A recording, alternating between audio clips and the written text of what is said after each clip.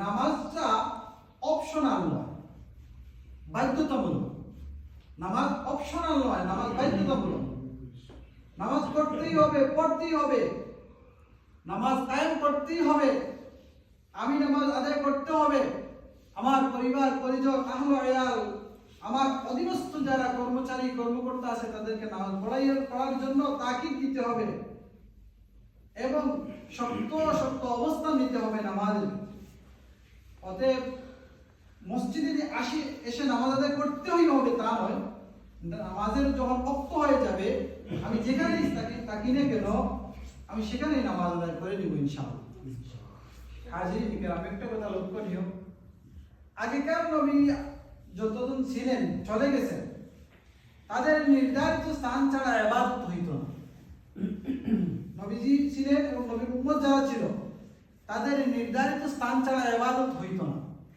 যেমন এখানে দেখেন খ্রিস্টান ধর্মে যারা আছে তারা অন্য কোথাও ইবাদত করতে পারে না তাদের গির্জার ভিতরে, কিন্তু মুসলমানকে আমাকে আপনাকে আল্লাহ তাআলা এমন ভাবে বানাইয়া দিয়েছেন আমরা যদি ঘরে নামাজ পড়ি সেই নামাজটা আদায় হবে। আগেকার কোন নবীর এই ব্যবস্থাপনা ছিল না।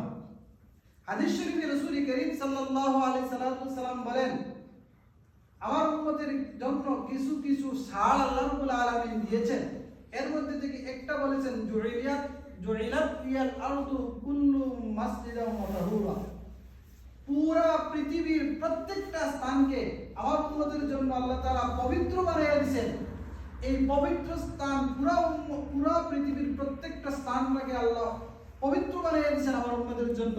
তারা যেখানে ইচ্ছা হয় সেখানে আল্লাহ তাআলার গোলামি করবে।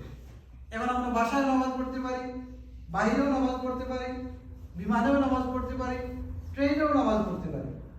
অন্য কোনো ধর্মাবলম্বী দেখছেন যারা ট্রেনে কোনোদিন তাদের ইবাদত করতে পারে, বিমানে করতে পারে না। কেন পারে না?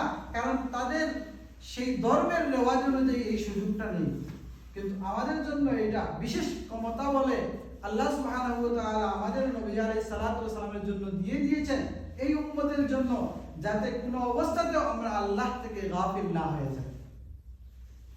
অতএব আমরা সর্ব অবস্থায় নামাজ আদায় করে নিব, নামাজকে কোনোভাবে ফাঁকি দিব না ইনশাআল্লাহ।